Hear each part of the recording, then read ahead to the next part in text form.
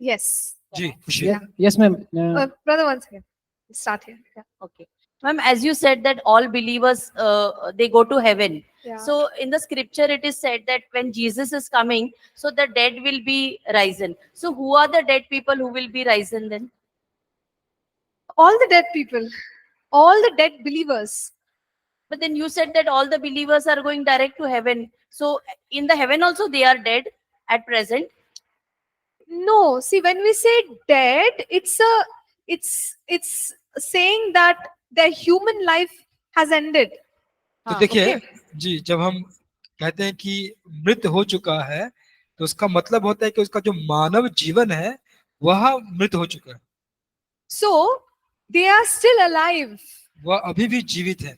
We are spirit, soul, and body. तो हम प्राण, आत्मा और शरीर है। Only body dies, सिर्फ शरीर मरता है, right? But the person is still alive. लेकिन वो व्यक्ति है वो अभी भी जीवित है। He or she is in heaven. वह स्वर्ग में है। In the secret coming of the Lord, or the second coming, you can say second. जो परमेश्वर का गुप्त आगमन या दूसरा आगमन है, In that we will see these people coming. तो उसमें हम देखेंगे इन लोगों को आते हुए। Because they're still alive. Only body is dead and buried. वो अभी भी जीवित हैं, उनका जो शरीर है वही मृत और गाड़ा गया। Okay. Yes. Wait. Yes. Ma'am, as we know, the Jesus Christ is defeated to Satan. Why the demonic things happen in our world or societies? Yeah. So this again we are going to discuss, but short answer is Satan is defeated, but he still has some time on the earth. तो भाई का प्रश्न है कि परमेश्वर ने, यीशु मसीह ने शैतान को हरा दिया, लेकिन फिर भी ये सारी दुष्ट आत्माओं के कार्य क्यों हो रहे हैं, तो जिसको हम पढ़ने जाएंगे आगे और पढ़ेंगे। लेकिन what did I say? He still has little bit of time on the earth. तो उसका अभी भी समय है पृथ्वी पर। Satan is fully defeated, but he still has a little bit of time on earth before he is completely chained and thrown away. तो शैतान तो पूरी रीति से हराया जा चुका है, फिर भी उसके पास थोड़ा समय बाकी है कि उसको जंजीर में जकड़ा जाए, उसको बांधा जाए। Okay. But Yes. ma'am, in Old Testament there is a God said कि don't make tattoos on our body, don't make any holes to our body. But it's a demonic thing or the socialist thing. Yeah. पुराने नियम में कहा है कि अपने शरीर पे कोई टैटू या मत बनाओ, तो ये Okay. और ये क्या, ये दुष्टता का कार्य है? किसी भी प्रकार का मतलब छेद भी नहीं होना चाहिए शरीर पे, जैसे कि ऐसा कुछ बताया। कोई छेद भी नहीं होना चाहिए। So, see, I'll just give you a short answer to it, but I would refer you. You can go to APC website, and there is one sermon series. It's called Questions. मैं आपका एक छोटा उत्तर दूंगी, लेकिन आप APC के website पे जा सकते हैं, वहां पे जो सरमन का भाग है उसमें एक भाग है क्वेश्चंस, वहां पे आप जाएं। Yeah, that is a theme, and in that all these kind of questions are answered. So pastor has given very good answer with lot of scriptures. तो इन सारे प्रश्नों का पास्टर ने अच्छे से उत्तर दिया है वचनों के साथ, तो आप उसको देख सकते हैं। See, in the Old Testament, yes, tattoos are wrong. पुराने नियम में जो टैटू बनाना था वो गलत था। Okay, and even today, if somebody does it for worship or all those kind of things, it will become like one of the things we said, like practices that engages the demonic world. तो अगर मान लीजिए tattoo आज भी अगर हम बनाते हैं उपासना के लिए, किसी बात के लिए, आराधना के लिए, तो ये सारे जरिया बन जाता है, एक माध्यम बन जाता है उस सारे दुष्ट आत्माओं के प्रभाव का प्रवेश करने के लिए हमारे जीवन में। But after Jesus died, after the redemption, यीशु के मरने के बाद, उद्धार के बाद, you don't have an explicit instruction not to tattoo. तो उसके मरने के बाद कोई ऐसा विशेष निर्देश नहीं है कि आप टैटू ना बनाएं। Okay, so actually that is how it is. तो वो ऐसा है जैसा होना चाहिए। But when you don't find a specific instruction like that, तो जब आपके पास कोई ऐसा विशेष निर्देश ना हो इस तरह का, we have to use wisdom. तो हमें बुद्धि का इस्तेमाल करना चाहिए। For example, उदाहरण के रूप में people also say the Bible does not say don't drink. तो लोग ये भी कहते हैं कि बाइबल ये भी कहता है कि तुम पियो मत, Is drinking good or bad? जो जो पीना है वो गलत या अच्छा है। If we use our common sense and wisdom, तो जब अगर हम ना सामान्य ज्ञान या बुद्धि इस्तेमाल करते हैं we know that is going to be bad for your body. तो हम ये जानते हैं कि वह तत्व जो है वो हमारे शरीर के लिए हानिकारक हो सकती है। So even tattooing is best avoided. I would say because of a lot of medical reasons. तो मैं भी कह सकती हूँ कि जो टैटू बनाना है शरीर पर उसको नहीं करना ही अच्छा है, बहुत सारे चिकित्सा विज्ञान के कारण भी। But in the New Testament, और नए नियम में there is no particular instruction that says don't tattoo. तो कोई भी ऐसा विशेष निर्देश नहीं है जो कहता है कि टैटू मत बनाओ। Okay, so I know there are a lot of believers, Christian people who are tattooing. मैं जानता हूँ कि बहुत सारे ऐसे ईसाई विश्वासी हैं जो टैटू बनवाते हैं। I won't judge them, मैं उनका न्याय नहीं करूंगी, but I won't tattoo. तो मैं नहीं टैटू बनवाऊंगा। It's like that. इस प्रकार Okay. ठीक है, Yeah, you can go read what pastor has written, then it will be more clear. आप जाके पढ़ सकते हैं Okay, क्या पास्टर ने we'll लिखा। shift to questions on the content. तो जो हमारा Ma'am, last विषय question. है उस पर हम प्रश्न पूछेंगे। Yes, brother. Ma'am, as we know from the scripture, Lord has given authority to rule over all the creatures and everything on the earth. So if any natural calamity is happening, like earthquake, flood, thunder, storm, so is these things are done by the demonic authority, or just we can say that this is the natural calamities? Yeah. So when there are floods and brother, you want to transfer, brother? तो भाई का प्रश्न है कि जो भूकंप या आंधी तूफान या बाढ़, ये सारे जो प्राकृतिक घटनाएं होती हैं तो वो क्या परमेश्वर से है या दुष्ट आत्माओं के द्वारा है, नहीं पूछा। Sometimes they can be from demons. तो कभी कभी यह दुष्ट आत्माओं के द्वारा हो सकता है। We've seen regarding that storm, right? When Jesus was on the boat. तो हमने उस तूफान के बारे में देखा जब यीशु नाव पर थे। Yeah, it is in Luke chapter 8. वह लुका के रुचि सुसमाचार And उसके 8वें अध्याय में है। when Jesus commanded, it stopped. जब यीशु ने आज्ञा दिया तो वह रुक गया। So sometimes it can be demonic, brother. तो कभी कभी यह शैतानिक हो सकता है, But in general, लेकिन सामान्य रूप में we know that the earth is corrupted by sin. हम जानते हैं कि जो पृथ्वी है यह पाप के द्वारा भ्रष्ट हो चुकी है। And the corruption of sin can cause natural disasters. और जो पाप से भ्रष्ट होना यह प्राकृतिक आपदाओं को कारण दे सकती है, क्या कारण हो सकती है। Yeah, so Romans chapter 8 verse 21. Romeo के 8वें अध्याय के 21वें वचन को देखेंगे। Brother, if you can read it in Hindi. Romeo का 8वां अध्याय उसका 21वां वचन। क्योंकि हम जानते हैं सारी सृष्टि अब तक मिलकर कहरती और पीड़ाओं में पड़ी तड़पती है। That is because of the corruption of sin. तो यह पाप का जो भ्रष्ट होना है उसके कारण होना है, कारण से है। But all this will end, Yes. you know, when Jesus comes, and you have one course only about the end times. तो आप ये सारे चीजें खत्म हो जाएंगी जब यीशु मसीह आएंगे, और आपका एक विषय भी है, एक पूरा कोर्स है अंत के समय के बारे में जिसको आप पढ़ें। Yeah, to understand the timelines of all the things that are going to take place. और सारे उस समय सारणी को समझने के लिए जो चीजें अभी घटने वाली हैं। Is that fine, brother? क्या ऐसे ही आपकी? Okay.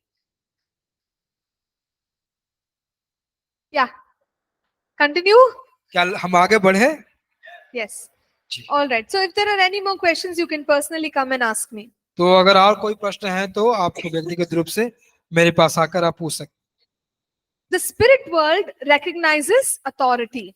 तो आत्मिक संसार है वह अधिकार को पहचानती है। So in the spirit world, we've already said that there are two kingdoms. तो आत्मिक संसार में हमने देखा कि पहले से देखा कि दो राज्य हैं। Each kingdom is different. तो जो प्रत्येक राज्य है वे अलग अलग है। Kingdom of light is opposite to the kingdom of darkness. जो प्रकाश का राज्य है वह अंधकार के राज्य के विपरीत है, And the kingdom of darkness recognizes the kingdom of light. और जो अंधकार का राज्य है वह प्रकाश के राज्य को पहचानता है। Every human being belongs to one or the other kingdom. प्रत्येक जो मानव जाति है किसी एक राज्य या दूसरे राज्य की होती है। If we are born again, we are in the kingdom of light. और अगर हम नए सिरे से जन्मे हैं तो हम प्रकाश के राज्य में हैं, If we are not born again, we are in the kingdom of darkness. और अगर हम नए सिरे से नहीं जन्मे हैं तो हम अंधकार के राज्य से हैं। There is no in between. उसके बीच वाला कुछ भाग नहीं। Okay, so everyone is either this side or that side. तो जो प्रत्येक लोग हैं वो इस तरफ है नहीं तो इस तरफ है। We become citizens of that kingdom, हम उस राज्य के नागरिक बन जाते हैं, and the rights and privileges of the kingdom are given to us. और उस राज्य के अधिकार या विशेषाधिकार सौभाग्य हमें प्राप्त होते हैं। So when we are in the kingdom of light, तो जब हम प्रकाश के राज्य में होते हैं demon spirits can recognize that we are from the other kingdom. तो जो दुष्ट आत्माएं का राज्य है वह यह पहचान जाती है कि हम तो दूसरे राज्य से हैं। Okay, in Acts chapter 19, प्रेरितों के काम के 19वें अध्याय में there is an incident एक घटना होती है, where there are 7 sons of Sceva. और स्किवा के 7 बेटों के बारे में कहा गया है। They try to cast out demons. वे दुष्ट आत्माओं को निकालने की कोशिश करते हैं। Then what do the demons say? तो दुष्ट आत्माएं क्या कहती है? They say, Jesus we know, Paul we know, who are you? वो कहते हैं कि यीशु को तो हम जानते हैं, पौलुस को तो हम जानते हैं, लेकिन तुम कौन हो? Because those sons of Sceva were not in the kingdom of light. क्योंकि जो स्किवा के जो बेटे थे वे प्रकाश के राज्य के नहीं थे, They did not carry any authority. उनके पास कोई अधिकार नहीं था, And the demons are telling them, और दुष्ट आत्मा है उसको बता रही है, who are you? तुम कौन हो? How can you exercise authority? इस प्रकार अपने अधिकार का प्रयास कर सकते हो। Now think about it the other way. और इसको आप दूसरे तरीके से सोचिए। They're saying, Jesus we know, Paul we know. वो कहते हैं कि यीशु को हम जानते हैं, पौलुस को हम जानते हैं। So demon spirits recognize believers. तो दुष्ट आत्माएं जो है वो विश्वासियों को भली भांति पहचानते हैं, They know all of us वो हम सबको जानते हैं, in a positive way. ये एक बहुत सकारात्मक तरीके से That this is a believer, कि यह एक विश्वासी है citizen of the kingdom of light. और यह प्रकाश के राज्य का नागरिक है। This is a person who carries authority. यह व्यक्ति है जो अधिकार लेकर चलता है। If they command, we have to listen. अगर वह आदेश देगा तो हमें सुनना पड़ेगा। Okay, so remember that. तो आप उसको जान कर रखिए, याद रखिए। So the demonic powers recognize us who carry authority. तो जो दुष्टात्माएं जो की शक्ति होती है वह जानती है कि हमारे पास अधिकार है। So now that we carry authority जब हम अब अधिकार को लेकर चलते हैं from the kingdom of light, जो प्रकाश के राज्य से है, we can crush, cancel, destroy the works of the kingdom of darkness. और हम जो राज्य के जो अंधकार के राज्य का जो काम है उसको हम बर्बाद कर सकते हैं, नाश कर सकते हैं, कुचल सकते हैं। So how do we do this? तो इसको हम किस प्रकार कर सकते हैं? We will study in detail how to do this. तो हम विस्तार से इसे कैसे करेंगे उसके बारे में अध्ययन करेंगे। But for now, लेकिन अभी के लिए a few things. कुछ बातें Understand that you have been given authority. आप समझिए कि आपको अधिकार दिए गए। Jesus said, go in my name. यीशु ने कहा कि मेरे नाम में जाओ। So we are going in the name of Jesus means I have delegated responsibility or और authority. जब यीशु को के नाम से अगर जाने के लिए कहा गया है, इसका मतलब हुआ है कि हमको वह अधिकार प्रतिनिधित्व दिया गया है। So recognize that you have the authority as a delegated person. तो आप ऐसा पहचानिए अपने आप को कि आपको वह अधिकार दिया गया है उस प्रतिनिधि के जैसा। Second is the power of the tongue. और दूसरा है अपने जीव का शक्ति या सामर्थ्य। We release authority by the tongue. हम जीव के द्वारा अधिकार को हम निकालते हैं। How did God created the heavens and the earth? किस प्रकार परमेश्वर ने इस पृथ्वी को और अधिकार को, पृथ्वी और संसार को बनाया। He did not sit and start making with his hands. उसने बैठकर अपने हाथों से उसने पृथ्वी और संसार की स्वर्ग की रचना नहीं की। He said, उसने कहा let there be light. प्रकाश हो जाए, And there was light. प्रकाश हो गया। So the release of our authority is through the words that we speak. और जो हमारे अधिकार को जो व्यक्त करना है वो हमारे बोली या हमारे शब्द जो हम बोलते हैं उससे व्यक्त करते हैं। So authority is here. It's sitting here, right तो here. आपका अधिकार जो है वो यहाँ है, यहाँ पर। Okay? Speak it. उसको बोलिए, Declare it. उसकी घोषणा कीजिए, Command. उसको आदेश दीजिए। And the demonic powers have to listen. और जो सृष्टात्माओं की शक्ति है उसको सुनना पड़ेगा। So use the tongue. तो अपने जवान को, अपने जीव को आप इस्तेमाल कीजिए। Use your faith. अपना विश्वास को आप इस्तेमाल कीजिए। No, last time I explained that casting out demons did not work in Matthew 17 because of a lack of faith. और हम लोग पिछले बार हमने कहा कि मत्ती 17 में कि दुष्टात्माओं का निकालना काम नहीं किया क्योंकि वहां पर विश्वास की कमी थी। But where there is faith, लेकिन जहां पर विश्वास होता है it works. वह काम करता है। So when we go with faith, जब हम विश्वास से चलते हैं we can destroy the works of the devil. तो हम दुष्टात्मा के कामों को नाश कर सकते हैं। There's also something known as the law of sowing and reaping. और एक ऐसा भी हम देखते हैं जिसको कहते हैं बोने और काटने का नियम। When we sow righteousness, we will reap righteousness. जब हम धार्मिकता को बोते हैं तो हम धार्मिकता को ही काटेंगे। But if we sow corruption, we reap corruption. लेकिन अगर हम भ्रष्टाचार को बोते हैं तो हम भ्रष्टाचार को काटते हैं। So in order for us to be effective in our authority, तो हमारे जो अधिकार में और भी प्रभावशाली होने के लिए sow in righteousness. तो आप धार्मिकता में बोइए। Okay, sow the word of God, वह आप परमेश्वर के वचन को बोइए and you will reap the power. तो आप जाके उस शक्ति को आप काटेंगे। Okay, so these are all in a short way we are saying how to use our authority. तो संक्षिप्त रूप से हम यह कह सकते हैं कि किस प्रकार अपने अधिकारों का हम इस्तेमाल करें। Now let's also look at the two words power and authority. तो आइए हम दो शब्दों को हम अभी और देखेंगे जिसका नाम है सामर्थ और अधिकार।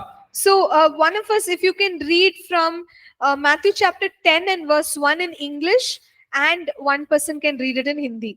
और मत्ती के अध्याय 10 का पहला वचन कोई पढ़ सकता है इंग्लिश में, और मरकुस का Matthew 10:1. मत्ती 10 का 1 इंग्लिश में कोई पढ़ेंगे और कोई एक हिंदी में पढ़ेंगे। 10 minutes.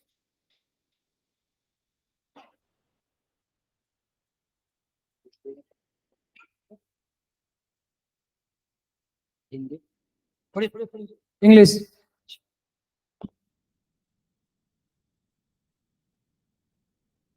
Matthew 10:1. And when he had called unto him his 12 disciples, he gave them power against unclean spirit to cast them out and to heal all manner of sickness and all manner of disease. Very good. Thank you, brother. Ji Hindi. धन्यवाद। हिंदी में कोई पढ़िए। फिर उसने अपने 12 चेलों को पास बुलाकर उन्हें अशुद्ध आत्माओं पर अधिकार दिया कि उन्हें निकाले और सब प्रकार की बीमारियों और सब प्रकार की दुर्बलताओं को दूर करे। Okay. So in Hindi translation, it's already adhikar. तो जो हिंदी अनुवाद है उसमें अधिकार को पहले से ही बता दिया गया।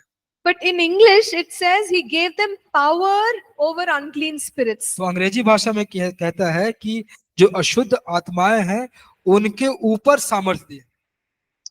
So the word power there, or this word adhikar, it comes from the Greek word called exousia. तो यह जो शब्द है पावर या अधिकार या सामर्थ्य, यह एक यूनानी शब्द ग्रीक वर्ड एक्सोसिया से आता है। Exousia means right, privilege. तो एक्सोसिया का मतलब होता है अधिकार, विशेष अधिकार Okay, or authority. या अधिकार। Yeah. So it's very clear that it is adhikar, right? वो साफ है कि यह अधिकार ही है।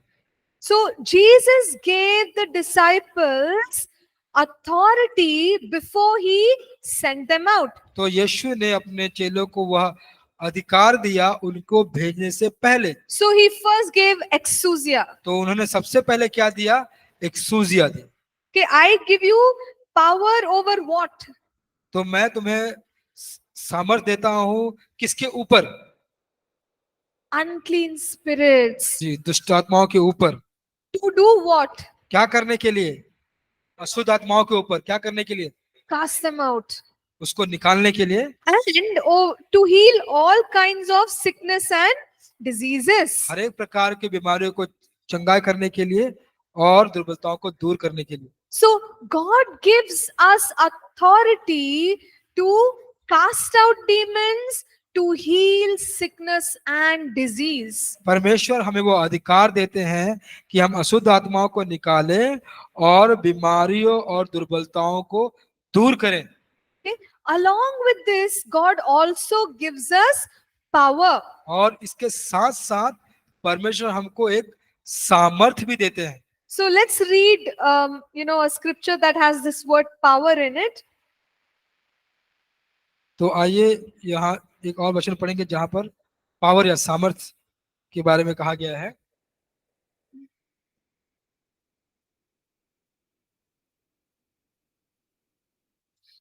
Let's read Luke 5:17. लूका रचित सुसमाचार उसका 5:17।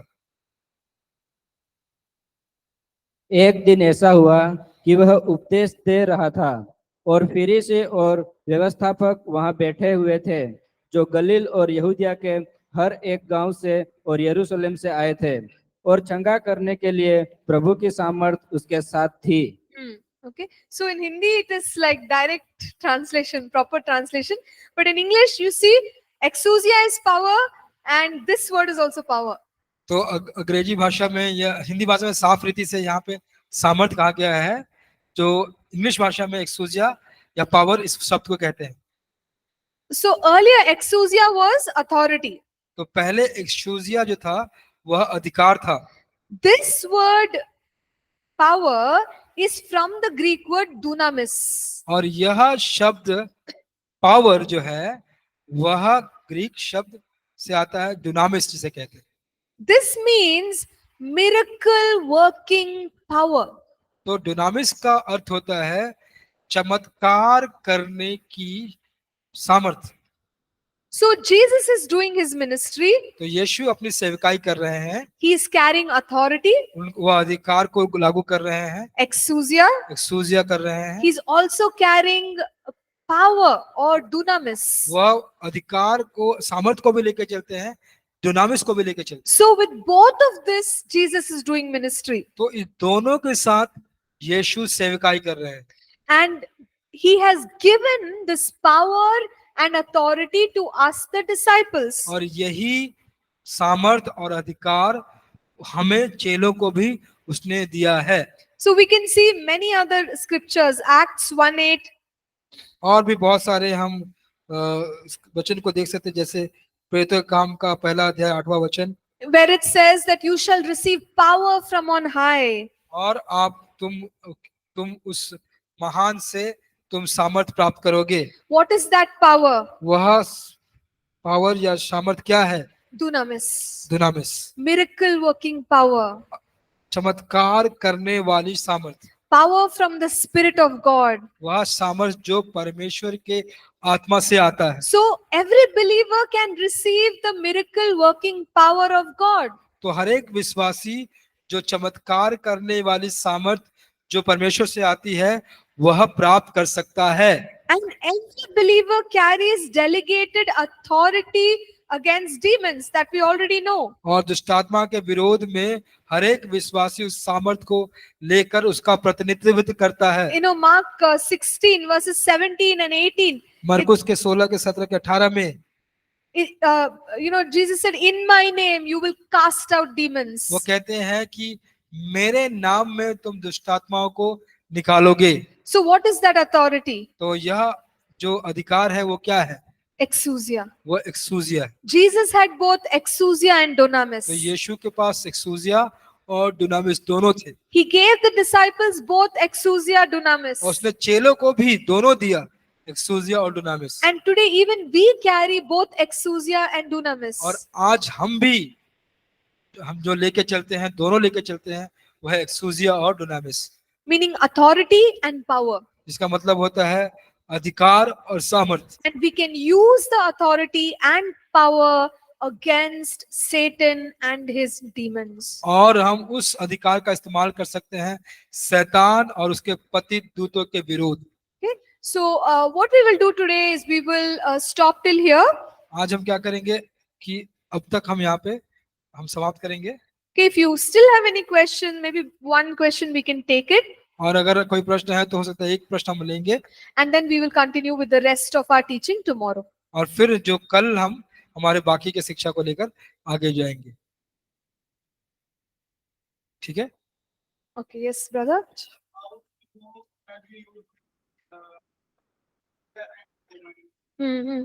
Okay. How do we know when we use the exousia and the dunamis? प्रश्न Right. है कि कैसे हम जाने कि हम एक्सूजिया और डुनामिस इस्तेमाल करें। See, exousia, as I said, is authority. So we will be commanding and declaring. तो एक्सूजिया जैसे हम लोगों ने कहा कि हम वहां पर आदेश दे रहे हैं या घोषणा कर रहे हैं। And power is again like when you see that God's power has worked, maybe a healing has happened or some miraculous transformation has happened, the power is working. तो पावर या सामर्थ का मतलब होता है कि जहाँ पे परमेश्वर का कार्य जो साक्षात रूप से दिखाई देता है, जहाँ पे परमेश्वर का जो बदलाव है वह होता है, तो वहां पे हम सामर्थ को देख पाते हैं। So broadly we can understand like this, but sometimes it can be little mix. You can't tell, is it authority is working, power is working, we can't tell it. तो कभी कभी क्या होता है कि दोनों मिले जुले होते हैं, तो कहना कभी थोड़ा कठिन हो जाता है कि सामर्थ काम कर रहा है या अधिकार कर रहा है। Okay, brother. ठीक है? Great. और कोई प्रश्न? हाँ, yes. मेरा प्रश्न था, ये कभी हम लोग प्रार्थना के लिए बैठने के लिए हम लोग सोचते हैं, तो हम लोग का बॉडी कभी जैसे बोरिंग लगता है, तो नहीं थोड़ी देर बाद में करूंगी ऐसा, तो वो शैतान से आता है या अपना शरीर से ही है? तो बहन का प्रश्न है कि sometime when she wants to go for prayer, then she feels boring, so whether it's coming from the devil or from the body. Okay.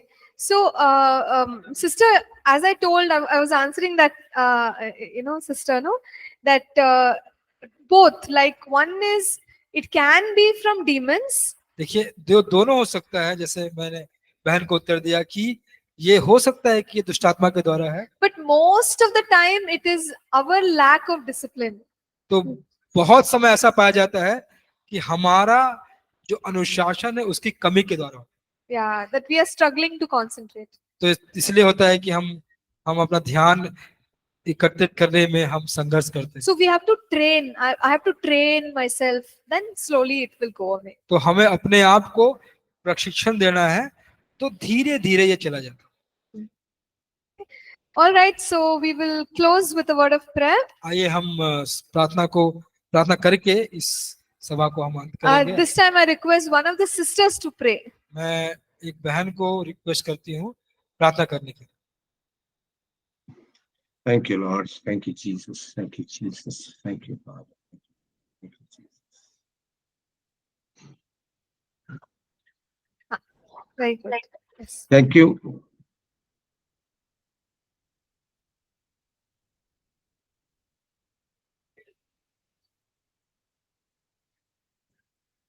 आइए प्रार्थना में जाएं। सर्वशक्तिमान अनुग्रहकारी दयालु परमेश्वर पिता, आपके चरणों में आते हैं स्वामी, आपको धन्यवाद करते हैं परमेश्वर इस सुंदर समय के लिए पिता, और इस सुंदर संगति में परमेश्वर आपने अपने वचनों के द्वारा बातचीत किया और बहुत से बातों को हमें सिखाया। मेरे परमेश्वर हम धन्यवाद करते हैं मेरे राजा, धन्यवाद करते हैं प्यारे परमेश्वर पिता, आपके परमेश्वर लोगों के लिए मेरे खुदा, जो परमेश्वर हमारे टीचर है मेरे खुदा, उनके लिए धन्यवाद करते हैं मेरे परमेश्वर कि उनके द्वारा परमेश्वर आपने हम सबों से बातचीत किया मेरे खुदा। धन्यवाद करते हैं मेरे राजा और दुआ करते हैं मेरे परमेश्वर, जो हमने सीखा मेरे परमेश्वर पिता, वो परमेश्वर हमारे जीवन में परमेश्वर फलवंत होने पाए मेरे खुदा, उसे सुनकर भूलने वाले न बने मेरे खुदा, लेकिन हमारे हृदयों में परमेश्वर वो लिखने पाए मेरे खुदा, हृदय रूपी पट्टियों में लिखने पाए मेरे परमेश्वर, और परमेश्वर वो परिपक्व होकर फलवंत होने पाए मेरे परमेश्वर। आगे की हर एक पल हर एक क्षण आपके हाथों में सौंपते हुए दुआ यीशु नाम में मांगते हैं, खुदावंश सुनिए और ग्रहण कीजिए पिता, आमीन। Amen.